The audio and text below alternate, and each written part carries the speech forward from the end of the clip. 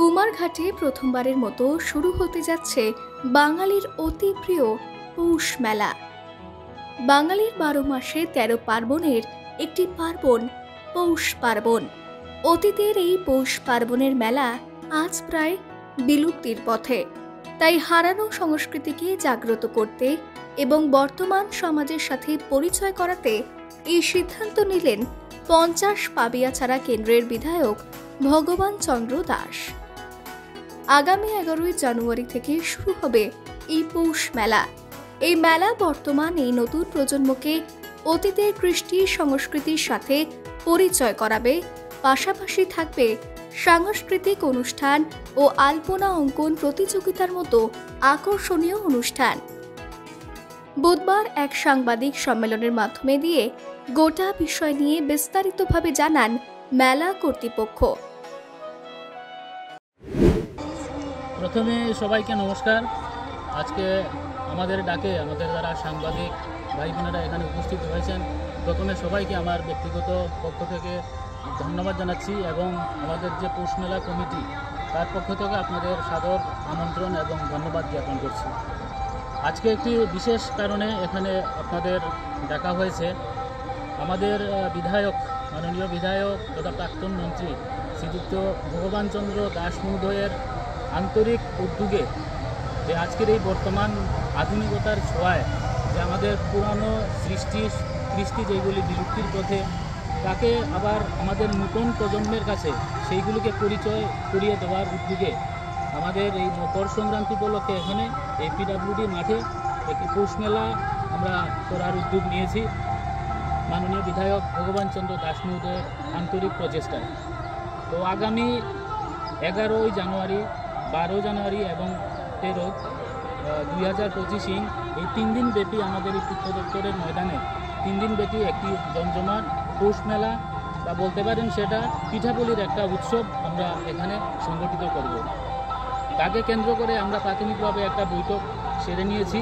তো এখানে যারা উপস্থিত আছেন সবাই কোনো না কোনো সাব কমিটির ওনারা কনভেনার রয়েছেন। আমাদের মধ্যে উপস্থিত আছেন বিশিষ্ট সমাজসেবী পবিত্র দেবনাথ মহোদয়, উপস্থিত আছেন সমাজসেবী ধনুদান মহাদয় সহ আমাদের এই কমিটির যারা বিভিন্ন কার্যকর্তাগণ এখানের মধ্যে উপস্থিত রয়েছেন।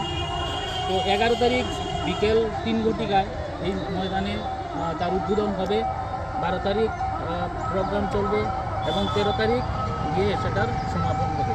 তো এই মেলাকে কেন্দ্র করে আমরা এখানে 3 দিন ব্যাপী বিভিন্ন ধরনের সাংস্কৃতিক অনুষ্ঠান থাকবে, যেমন ধামাল নৃত্য হবে, মণিপুরী নৃত্য হবে, চাকমা নৃত্য হবে, মানে জাতি উপজাতির যত ট্র্যাডিশনাল আমাদের পোশাক আশাক বা গান এখানের মধ্যে মঞ্চস্থ হবে। তাছাড়া বিভিন্ন যারা ছোটো ছোটো বাচ্চারা রয়েছে তাদের মধ্যে আলপনা প্রতিযোগিতা অনুষ্ঠিত হবে। আমরা চাইছি এখানের মধ্যে এখনও আমাদের কথা চলছে যে পুরনো সংস্কৃতির একটা প্রায় বিলুপ্ত হয়ে গেছে যে পুতুল নাচ, আমরা যোগাযোগ করছি যে এই মঞ্চে একটা পুতুল নাচ অনুষ্ঠিত করা যায় কিনা, আমাদের কথাবার্তা চলতে পরবর্তী সময় সেটা আপনাদের আমরা জানিয়ে দেব। তাছাড়া এই মকর সংক্রান্তি উপলক্ষে 13 তারিখ একটা সংক্রান্তির বাজার হয়। আমরা এই মাঠের মধ্যেই, এই মেলার মধ্যেই আমরা চাইছি যে সমস্ত ধরনের মৎস্য ব্যবসায়ী বা মাংস ব্যবসায়ী যারা রয়েছেন সবাইকে আমরা আমন্ত্রণ করব যে এই মেলার মধ্যে একই জায়গায় একই ছাদের তলায় যাতে আমাদের যারা ক্রেতারা আসবে সমস্ত জিনিস মাছ মাংস এখানের মধ্যে পেয়ে যায়। সেটাও পরবর্তী সময় আমরা আবার সাংবাদিকের আমরা সম্বোধন করবো, আপনাদের সম্মুখীন হব। তো সেই সময় আপনাদের কনফার্মেশন আমরা জানিয়ে দেব। তাছাড়া আপনাদের মাধ্যমে আমি সমস্ত ত্রিপুরাবাসীকে এবং কুমারঘাটবাসী যারা আছে তাদের কাছে আমি জানাতে আপনাদের আন্তরিক সহযোগিতা এবং আপনাদের এই আগমনে আমাদের যে একটা বিশেষ উদ্যোগটা সাফল্যমণ্ডিত হবে এবং আপনাদের মাধ্যমেই আমরা চাইছি যাতে যত ধরনের সাহায্য সহযোগিতা আপনারা করবেন এবং আমাদের এই উদ্যোগকে আপনারা সাফল্যমণ্ডিত করে তুলবেন। আচ্ছা, এই 3 দিন ব্যাপী মেলাকে কেন্দ্র করে কী কী অনুষ্ঠান থাকছে আপনাদের বিশেষ? এখান মধ্যে বললাম যে ধামাইল নৃত্য থাকবে, বিভিন্ন ধরনের মণিপুরী নৃত্য, চাকমা নৃত্য, হোজাগিরি নৃত্য, তাছাড়া ছোটো ছোটো যারা এলাকার আমাদের শিল্পীরা রয়েছে তাদের সঙ্গে মনোজ্ঞ সাংস্কৃতিক অনুষ্ঠানও থাকবে। তাছাড়া যেটা সবচেয়ে বড় কথা, যদি আমরা পুতুল নাচ এটা কনফার্মেশন করতে পারি সেটা একটা আকর্ষণ আমরা রাখার চেষ্টা করছি।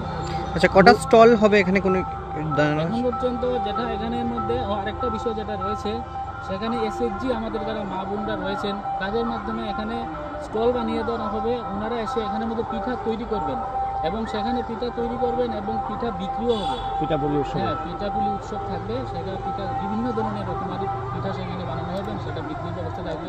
কতটা স্টল বসবে আমরা এখনো সঠিক আমাদের কাছে তথ্য আসেনি যে কতটা এসএসজি গ্রুপ এখানে আসবে। সেটা আমরা 3-4 দিনের মধ্যে আমরা পেয়ে যাব, তারপর আমি আপনাদের সেটা। আচ্ছা, এই অনুষ্ঠানে কি বড় মাপের কোনো শিল্পী থাকছে? না, সেখানে বললাম না, এটা শিল্পীর কোনো বিষয় না। আমরা চেষ্টা করছি পুতুল নাচটাকে আমরা মুখ্য গুরুত্ব দেওয়া। রাখছি। আচ্ছা, এলাকার যারা বিশিষ্ট বাউল সঙ্গীত যারা আছে তাদের নিয়ে একটা অনুষ্ঠান করার আমাদের ইচ্ছা আছে। আচ্ছা, এসএসজি গ্রুপ ছাড়া কি কোনো ব্যবসায়ীরা এখানে স্টল দিতে পারবেন? হ্যাঁ, কি প্রসেসটা রয়েছে সেটা জানার ছিল।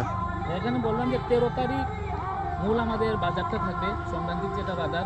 ওই দিন যে কোনো ধরনের মৎস্য ব্যবসায়ী, মাংস ব্যবসায়ী, তাছাড়া বিভিন্ন ধরনের যারা মেলাতে বিভিন্ন ধরনের খেলনা বা ফাস্টফুডের দোকান সেখানে তারা দিতে পারবে। আচ্ছা, এই মেলাকে কেন্দ্র করে কেমন বাজেট রাখা হয়েছে? না, বাজেট এখনো দেখুন কীভাবে জানি না, বললাম না, এখনো আমাদের প্রাথমিকভাবে আমরা এটা বলেছি। তবে আমাদের একটা আইডিয়া 6 থেকে 7 লাখ টাকা একটা খরচা হতে পারে সম্ভব। কার হাত ধরে মেলাটা উদ্বোধন হবে? উদ্বোধন হবে আমরা মাননীয় মুখ্যমন্ত্রীর সাথে আমরা যোগাযোগ করবো, আমাদের বিধায়ক নিয়ে যোগাযোগ করবেন। এটা মুখ্যমন্ত্রী ওখানে আসার একটা পসিবিলিটি খুব বেশি আছে। মেলা কমিটিতে কে কি কোন পদে আছে একটু জানতে চাইছি। মেলা কমিটি আমি আহ্বায়ক পদে এখানে আছি।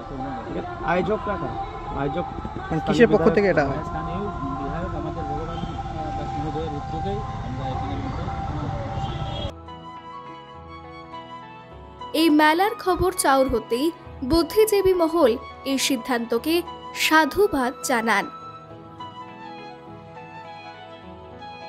Bureau report, voice 18।